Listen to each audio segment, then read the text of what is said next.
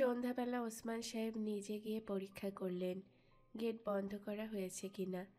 তালা টেনে টেনে দেখলেন। দারোয়ানকে বললেন, ভোর হবার আগে গেট খুলবে না, কেউ ঢুকতে চাইলে বলবে বাড়িতে কেউ নেই। জি আচ্ছা। গেটের তালা চাবি কাউকে দেবে না, এমনকি ফিরোজ যদি চাই তাকেও দেবে না। জি আচ্ছা। রাতটা মোটামুটি সজাগ কাটাবে, কোনো শব্দ টব্দ হলে বের হয়ে দেখবে কি ব্যাপার। জি আচ্ছা। ওসমান সাহেব চিন্তিত মুখে ঘরে ঢুকলেন। ফরিদার সঙ্গে তার দেখা হলো, কিন্তু তাদের মধ্যে কোনো কথা হলো না। দুজন এমন ভাব করছেন যেন কেউ কাউকে চেনেন না। অনিদ্রাজনিত কারণে ফরিদার চোখ লাল, তিনি বসে আছেন মূর্তির মতো। ওসমান সাহেব তার সামনের চেয়ারটাতে দীর্ঘ সময় চুপচাপ বসে থেকে মৃদু স্বরে বললেন, ফিরোজ কেমন আছে? ফরিদা জবাব দিলেন না। ওসমান সাহেব বিরক্ত স্বরে বললেন, আমি তোমাকে একটা প্রশ্ন করেছি, কানে যায়নি। ফরিদা কোনো সাড়া শব্দ করলেন না, ঠান্ডা চোখে তাকালেন। ওসমান সাহেব চাপা স্বরে বললেন, কথার জবাব দাও, ফিরোজ কেমন আছে? ভালো। ভালো মানেটা কি, গুছিয়ে বলো। গুছিয়ে বলতে পারবো না, তুমি দেখে এসো। আর শোনো, আমার সঙ্গে এরকম ভঙ্গিতে কথা বলবে না। ফরিদা উঠে গেলেন, রওনা হলেন ফিরোজের ঘরের দিকে। ক্রুদ্ধ আওয়াজ আসছে সেই ঘর থেকে, চাপা আওয়াজ। কোনো মানুষের কণ্ঠ থেকে এ ধরনের আওয়াজ হওয়া সম্ভব নয়। যে এমন আওয়াজ করছে সে মানুষ হতে পারে না। ফরিদার গা কাঁপতে লাগলো। কি হচ্ছে এসব? তিনি কি এগিয়ে যাবেন না ফিরে আসবেন? এগিয়ে যাওয়ার কোনো ইচ্ছা করছে না, কিন্তু তিনি গেলেন। কাছাকাছি যাওয়া মাত্র ক্রুদ্ধ গর্জন থেমে গেল।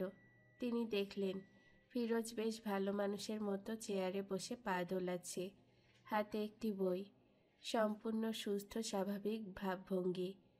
ফরিদা বললেন, কেমন আছিস তুই? ভালো। তুমি কেমন আছো মা? ফরিদার চোখে পানি এসে গেল। 48 ঘন্টার মধ্যে এই প্রথম ফিরোজ এমন স্বরে কথা বলল। ফিরোজ, তুই আমাকে চিনতে পেরেছিস তো? চিনতে পারবো না কেন? কি বলছো তুমি? গত 2 দিন তো চিনতে পারিসনি। তোমরাও তো আমাকে চিনতে পারোনি। আমরা চিনতে পারবো না কেন? না, চিনতে পারোনি।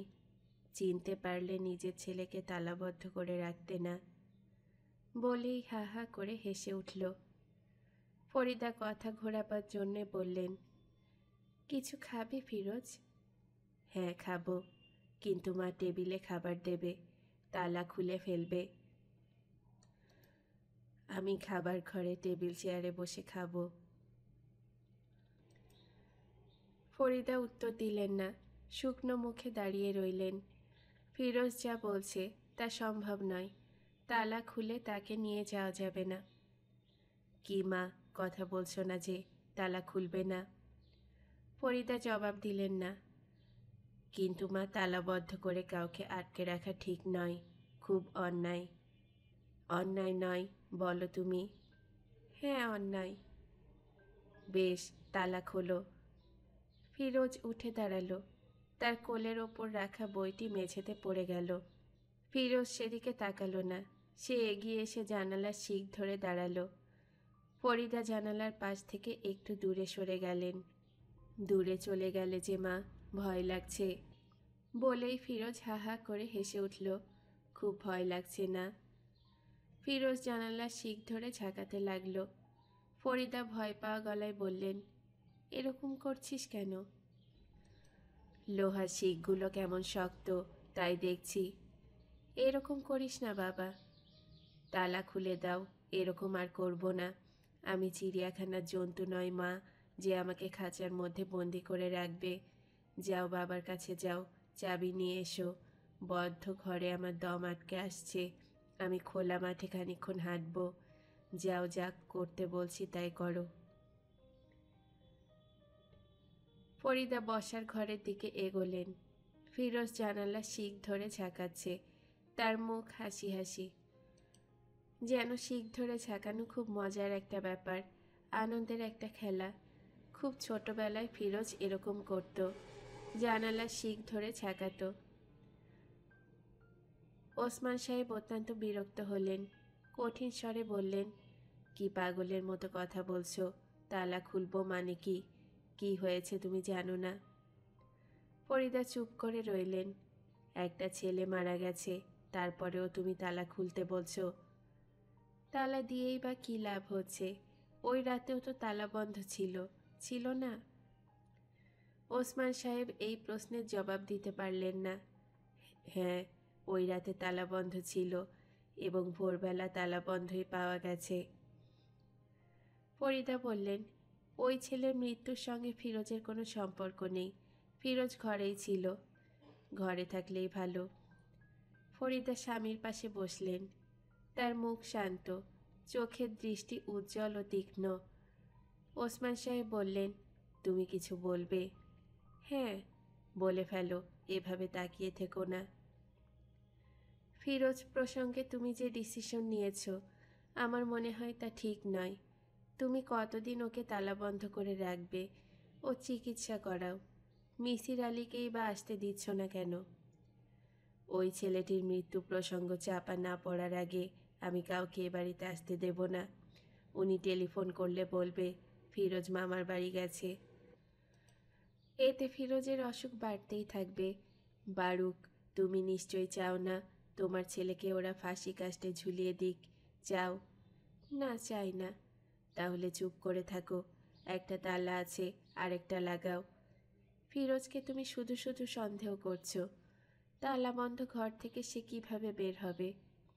তা জানি না, কিন্তু সে বের হয়েছে, এটা আমি যেমন জানি তুমিও জানো। এই নিয়ে কোনো কথা আমি বলতে চাই না। তুমি অন্য ঘরে যাও, আমাকে একা থাকতে দাও। ঝনঝন শব্দ হচ্ছে ফিরোজের ঘরে। সে প্রচণ্ড শব্দে জানালা ঝাঁকাচ্ছে। ফরিদা নিঃশব্দে কাঁদতে শুরু করলেন। ওসমান সাহেব বের হয়ে এসে কঠিন স্বরে ফিরোজকে বললেন, এরকম করছিস কেন? Stop it. ফিরোজ হাসি মুখে বলল, রাগ করছো কেন বাবা? ওসমান সাহেব অবাক হয়ে তাকিয়ে রইলেন।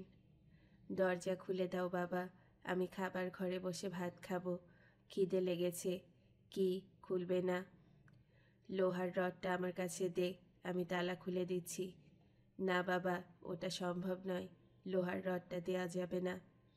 কেন দেওয়া যাবে না? ও রাগ করবে। কে রাগ করবে? নাম বললে চিনবে? শুধু শুধু জিজ্ঞেস করছো কেন? তালা খুলবে কি খুলবে না? ওসমান সাহেব জবাব না দিয়ে চলে এলেন। ফিরোজ জানালা ঝাঁকাতে ঝাঁকাতে খুব হাসতে লাগলো। থার্ড ইয়ার ফাইনালের ডেট দিয়ে দিয়েছে। মেডিকেলের ছাত্রদের কারোর দম ফেলার সময় নেই। ক্লাস এখন সাসপেন্ডেড। আজমল ঠিক করে রেখেছে সে এখন থেকে নাস্তা খেয়ে পড়তে বসবে এবং একটানা পড়বে লাঞ্চ টাইম পর্যন্ত। 1 ঘন্টার ব্রেক নেবে লাঞ্চে, তারপর আবার পড়া। তাছাড়া পাশ করার উপায় নেই। নানান দিক দিয়ে খুব ক্ষতি হয়েছে এবছর। প্রতিদিনই কোনো না কোনো ঝামেলায় পড়া হচ্ছে না। এরকম চললে পরীক্ষা দেওয়া যাবে না।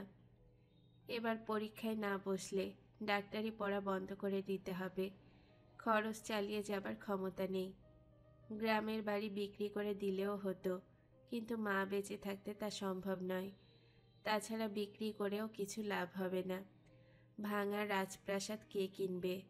কার এত গরজ? আজমল বই নিয়ে বসেই উঠে পড়ল। জানালা দিয়ে দেখা যাচ্ছে মিসির আলী ঢুকছেন। তার খুব ইচ্ছা হতে লাগলো বইপত্র নিয়ে অন্য কোনো ঘরে চলে যায়। কিছুক্ষণ খুঁজে টুজে তিনি চলে যাবেন, কিন্তু ভদ্রলোকের যা স্বভাব চরিত্র, তিনি আবার আসবেন, আবার আসবেন। অসহ্য। কেন জানি আজমল তাকে সহ্য করতে পারে না। কেন সহ্য করতে পারে না এ নিয়েও সে ভেবেছে, কিছু বের করতে পারেনি। লোকটি ভালো মানুষ ধরনের, তবে অসম্ভব বুদ্ধিমান। বুদ্ধিমান কেউ ভালো মানুষ হতে পারে না। ভালো মানুষেরা বোকাশোকা ধরনের হয়। ভেতরে আসবো? আজমল বিরক্তি গোপন করে বলল, আসুন। আমি পরশু একবার এসেছিলাম, তোমার রুমমেটকে বলে গিয়েছিলাম আজ সকালে আসব। সে তোমাকে কিছু বলেনি? জি না, বলেনি, ভুলে গেছে বোধহয়। বসুন। মিসির আলি বসতে বসতে বললেন, অনেক দিন পর তোমার সঙ্গে দেখা। এর মধ্যে তোমাদের বাড়ি গিয়েছিলাম, জানো বোধহয়। জি জানি, নার্স চিঠি লিখেছিল। খুব যন্ত্রণায় ফেলেছিলাম ওদের, অসুস্থ হয়ে পড়েছিলাম। আজমল কিছু বলল না। মিসির আলি বললেন, বেশিক্ষণ তোমাকে বিরক্ত করব না, একটা কথা শুধু জিজ্ঞেস করতে এসেছি। জিজ্ঞেস করুন। তোমাদের বাড়িতে একটা ঘর আছে যেখানে তোমাদের পূর্বপুরুষদের কিছু ছবি টবি আছে। তুমি কি সেই ঘরে ফিরোজকে নিয়ে গিয়েছিলে? জি হ্যাঁ, নিয়ে গিয়েছিলাম, কিন্তু ওই ঘর তো তালা বন্ধ। ওর চাবি থাকে নাজনীনের কাছে। সে বলল ও ঘর খোলা হয়নি। আমার কাছে একটা চাবি আছে, ও জানে না। খালি গায়ে একজনের ছবি আছে। ওই ছবিটা কি ফিরোজকে দেখিয়েছ? সব ছবি দেখিয়েছি। আমি ওই বিশেষ ছবিটি প্রসঙ্গে জিজ্ঞেস করেছি। শুনেছি ওকে ক্ষিপ্ত প্রজারা লোহার রড দিয়ে পিটিয়ে মেরে ফেলে। এটা কি সত্যি? জি সত্যি, শাবল দিয়ে পিটিয়ে মারে। এই গল্পটি কি তুমি ফিরোজের সঙ্গে করেছ? জি না, করিনি। অন্য কেউ কি করেছে বলে তোমার ধারণা? মনে হয় না, গল্প করে বেড়াবার মতো কোনো ঘটনা এটা না। মিসির আলি উঠে পড়লেন। আজমল বলল, আর কিছু জিজ্ঞেস করবেন না? না, উঠি এখন। তুমি পড়াশোনা করছিলে, করো, আর ডিস্টার্ব করব না। আজমল তাকে গেট পর্যন্ত এগিয়ে দিতে এলো। মিসির আলি বললেন, নাজনীন মেয়েটি বড় ভালো, ওকে আমার খুব পছন্দ হয়েছে, চমৎকার মেয়ে। আজমল কিছু বলল না। মিসির আলি বললেন, নাজনীন আমাকে বলেছে শীতের সময় একবার যেতে। আমি কথা দিয়েছি যাব। এই শীতেই যাব। যাই আজমল, আর আসতে হবে না। তিনি মাথা নিচু করে হাঁটতে লাগলেন। ফিরোজ ছবিটা দেখেছে, জট খুলতে শুরু করেছে। এই ছবির ছাপ পড়েছে ফিরোজের চেতনায় এবং মিসির আলির ধারণা। লোকটির মৃত্যু সংক্রান্ত গল্পটিও সে শুনেছে। লোহার রড নিয়ে তার খালি গায়ে বের হবার রহস্যটি হচ্ছে ছবিতে এবং গল্পটিতে। বৃষ্টি পড়তে শুরু করেছে। মিসির আলি গ্রাহ্য করলেন না, বরং বৃষ্টিতে ভিজতে ভিজতে এগিয়ে যেতে তার ভালোই লাগছে। ফিরোজের অসুখের পেছনের কারণগুলো দাঁড় করাতে চেষ্টা করতে লাগলেন। অনেকগুলো ঘটনাকে একসঙ্গে মেলাতে হবে। ঘটনাগুলো এরকম: 1. অসম্ভব রূপবতী একটি মেয়ের সঙ্গে দেখা হলো। মেয়েটির পোলিও। এই ঘটনাটি তাকে অভিভূত করল। 2. মেয়েটি তাকে আহত করল। সে কড়া গলায় বলল, আমার হাত ছাড়ুন। 3. ফিরোজ খালি গায়ের লোকটির ছবি দেখল এবং খুব সম্ভব তার মৃত্যু বিষয়ক গল্পটিও শুনল। 4. রাতে তার প্রচণ্ড জ্বর হলো। 5. সে নির্জন নদীর পাড় ধরে একা একা হাঁটতে গেল। তখনই একটা হ্যালুসিনেশন হলো। মিসির আলি বৃষ্টিতে ভিজে গেছেন। রাস্তার লোকজন অবাক হয়ে তাকে দেখছে। ঢালাও বর্ষণ উপেক্ষা করে কেউ এমন নির্বিকার ভঙ্গিতে হাঁটে না। সায়েদুর রহমান সাহেব অবাক হয়ে বললেন, আপনার কি হয়েছে? মিসির আলি বললেন, শরীরটা খারাপ স্যার। শরীর তো আপনার সবসময় খারাপ। এর বাইরে কিছু হয়েছে কি না তাই বলেন। আপনাকে হ্যাগার্ডের মতো দেখাচ্ছে। গত পরশু রাতে কে যেন তালা ভেঙে আমার ঘরে ঢুকে জিনিসপত্র ভেঙে চুরে তছনছ করেছে। আপনি বাসায় ছিলেন না। আমি তো স্যার প্রথমেই আপনাকে বলেছি তালা ভেঙে ঢুকেছে, কাজেই আমার ঘরে থাকার কোনো প্রশ্ন ওঠে না। সায়েদুর রহমান সাহেব গম্ভীর হয়ে গেলেন। মিসির আলি বললেন, আমি ছুটির অ্যাপ্লিকেশন দিয়েছি। দিন 10 ছুটি আমার খুব দরকার।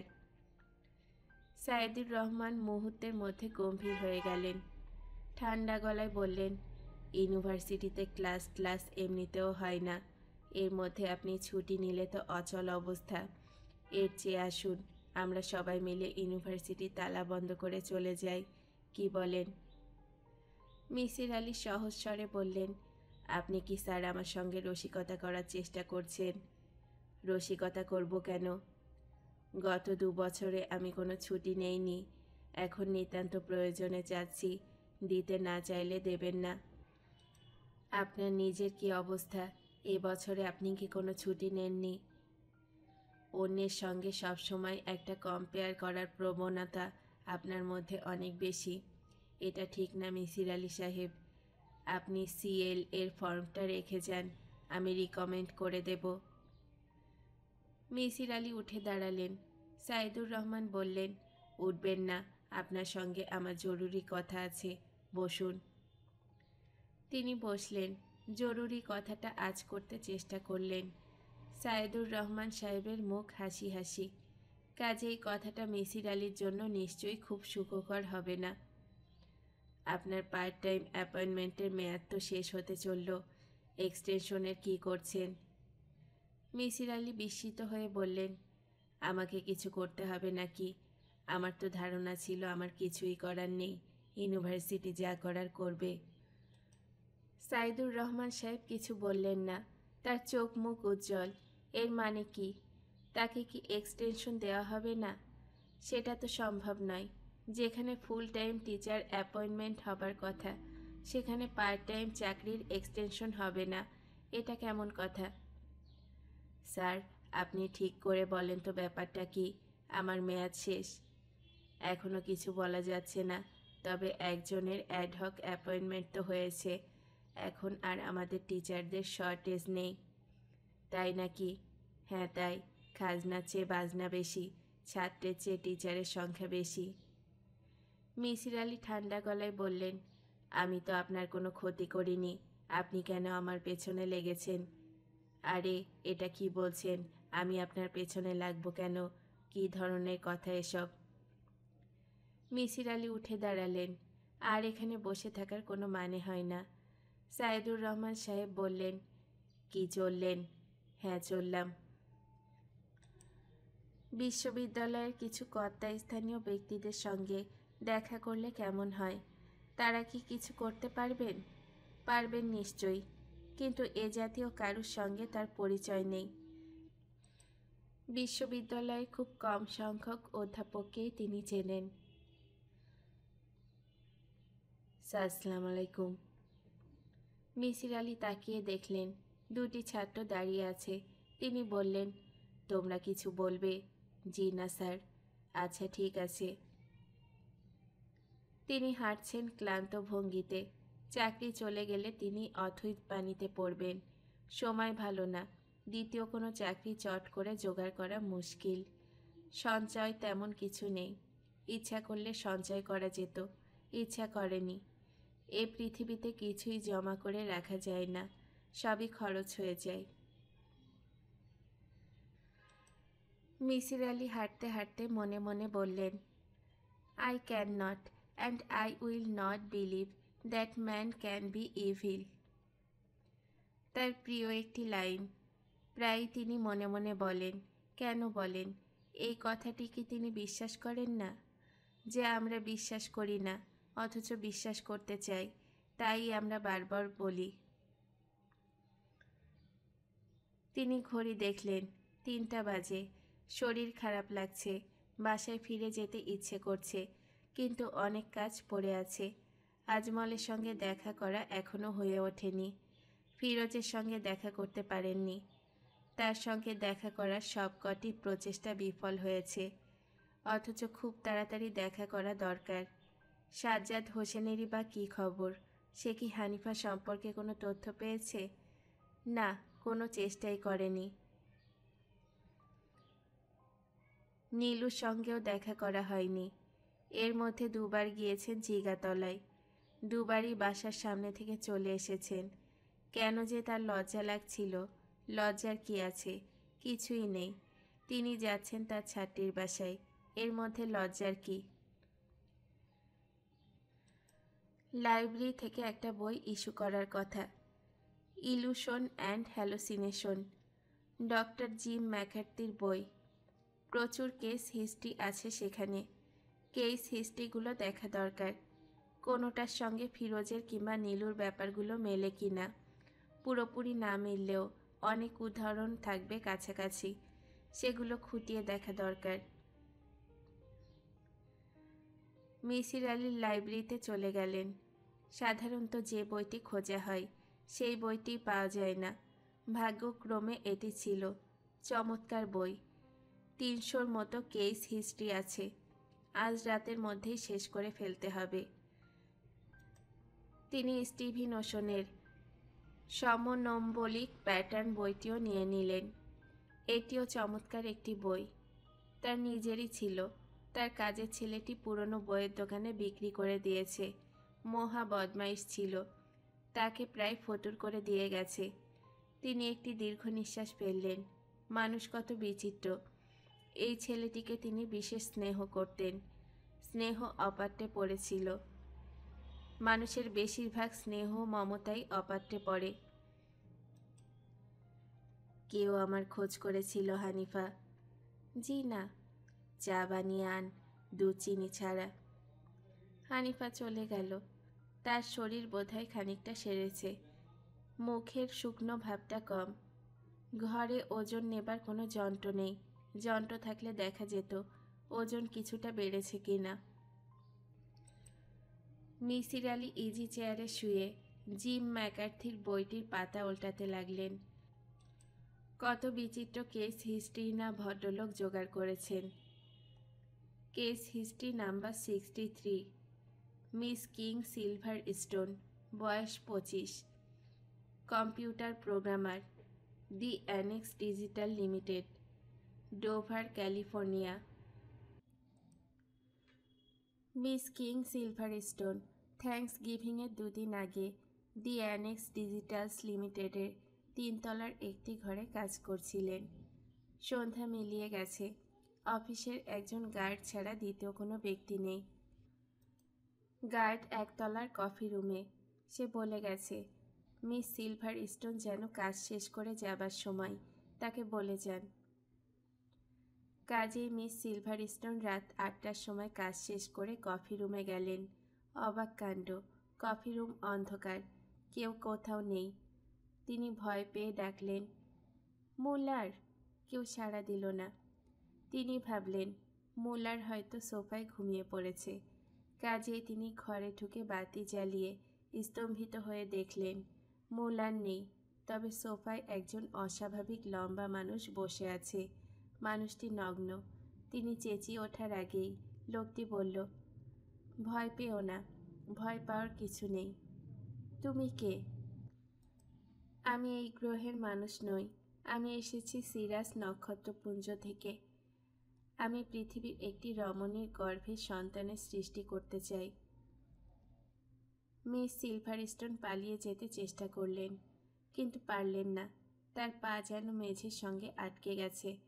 তিনি চিৎকার করতে চেষ্টা করলেন, গলা দিয়ে কোনো শব্দ বের হলো না। তিনি অবাক হয়ে লক্ষ্য করলেন একে একে তার গায়ের কাপড় আপনা আপনি খুলে যাচ্ছে। দেখতে দেখতে তিনি সম্পূর্ণ নগ্ন হয়ে গেলেন। এই লোকটি তখন উঠে দাঁড়ালো। তিনি লক্ষ্য করলেন লোকটির গায়ের চামড়া ঈষৎ সবুজ। তার গা থেকে চাপা এক ধরনের আলো বেরোচ্ছে। লোকটি এসে তাকে জড়িয়ে ধরল।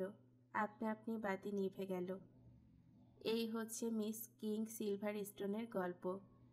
তিনি পরবর্তী সময়ে গর্ভবতী হয়ে পড়েন এবং ডাক্তারের কাছে জানতে চান তার বাচ্চাটির গায়ের রং সবুজ হবার সম্ভাবনা কতটুকু। ম্যাকার্থির 21 পৃষ্ঠার বিশ্লেষণে আছে কেস হিস্ট্রির সঙ্গে। তিনি অভ্রান্ত যুক্তিতে প্রমাণ করেছেন এটি ইলিউশনের একটি উজ্জ্বল উদাহরণ। মিস সিলভার স্টোন সেখানে দেখেছেন মুলারকে, সিরাস নক্ষত্রপুঞ্জের কোনো আগন্তুককে নয়। মিসির আলি একটির পর একটি কেস হিস্ট্রি গভীর আগ্রহে পড়তে শুরু করলেন। তার নিজেরও এরকম একটি বই লেখার ইচ্ছে হতে লাগলো। সেখানে রানু, নীলু, ফিরোজের কেস হিস্ট্রি এবং অ্যানালাইসিস থাকবে, কিন্তু তা করতে হলে এদের সমস্ত রহস্য ভেদ করতে হবে। তা কি সম্ভব হবে? কেন হবে না? অসম্ভব আবার কি? নেপোলিয়নের কি একটি উক্তি আছে না এ প্রসঙ্গে? Impossible is the word. উক্তিটি কিছুতেই মনে পড়ল না। হানিফা চা বানিয়ে এনেছে। সুন্দর লাগছে মেয়েটিকে। মেয়েটির ব্যাপারে খোঁজ নিতে হবে। তিনি কি অলস হয়ে যাচ্ছেন? বোধ হয় বয়স হচ্ছে, আগের কর্মদক্ষতা এখন আর নেই। মিসির আলি একটি দীর্ঘশ্বাস ফেললেন। আপনি চা? হানিফা চায়ের কাপ সাবধানে নামিয়ে রাখল। তিনি লক্ষ্য করলেন মেয়েটি নখে নেল পালিশ লাগিয়েছে। নেল পালিশ তিনি তাকে কিনে দেননি, সে নিজেই তার জমানো টাকা থেকে কিনেছে। তার নিজেরই কিনে দেওয়া উচিত ছিল। হানিফা, বস, তোর সঙ্গে গল্পগুজব করি কিছুক্ষণ। হানিফা বসল। মিসির আলি বললেন, আমি তোর মা বাবাকে খুঁজে বের করার চেষ্টা করছি, বুঝলি? হানিফা কিছু বলল না, জানালা দিয়ে বাইরে তাকিয়ে রইল। তিনি কি পারবেন এর কোনো খোঁজ করতে? না পারার কি আছে? এটি এমন কোনো জটিল কাজ নিশ্চয়ই নয়। সাজ্জাদ হোসেন চেষ্টা চালিয়ে যাচ্ছেন। তাকে তিনি বলেছেন মেয়েটির নাম ইমা হবার সম্ভাবনা। এই নামের কোনো নিখোঁজ মেয়ের তথ্য আছে কিনা দেখতে। সে চোখ মুখ কুঁচকে বলেছে, বুঝলি কি করে ওর নাম ইমা? তিনি সে প্রসঙ্গে জবাব দিতে পারেননি বলাটা ঠিক হলো না। বলা উচিত, দিতে পারতেন, কিন্তু দেননি। সব প্রশ্নের উত্তর সবাইকে দেওয়া যায় না। ইমা নামটি কোথা থেকে পাওয়া সেটা কাউকে না বলাই ভালো, বিশেষ করে পুলিশকে। পুলিশরা এ জাতীয় আধিভৌতিক ব্যাপার সাধারণত বিশ্বাস করে না। পুলিশের ওপর পুরোপুরি নির্ভরও তিনি করেননি। তার এক ছাত্রকে কাজে লাগিয়ে দিয়েছেন। তার কাজ হচ্ছে প্রতিদিন পাবলিক লাইব্রেরিতে গিয়ে পুরনো পত্রিকা ঘাঁটা, দেখবে ইমা নামের নিখোঁজ মেয়ের কোনো খবর ছাপা হয়েছে কিনা। এই কাজের জন্য সে ঘন্টায় 50 টাকা করে পাবে। 10 ঘন্টার জন্য 500 টাকা তিনি আগেই দিয়ে দিয়েছেন। কাজেই যাতে উৎসাহ আসে তার জন্য 1000 টাকার একটি পুরস্কারের কথাও বলেছেন, যদি সে ইমা নামের কোনো নিখোঁজ বালিকার খবর বের করতে পারে, তাহলে এককালীন টাকাটা পাবে। এই ব্যাপারে মিসির আলির মন খুঁতখুত করছে। ইমা নামটির ওপর এত গুরুত্ব দেওয়া ঠিক হয়নি। যে কোনো নিখোঁজ বালিকার সংবাদ সংগ্রহ করতে বলাটাই যুক্তিযুক্ত ছিল। একজনের অতীন্দ্রিয় ক্ষমতার ওপর এতটা আস্থা রাখা ঠিক নয়। তিনি নিজে একজন যুক্তিবাদী মানুষ, তার জন্য এটা অবমাননাকর।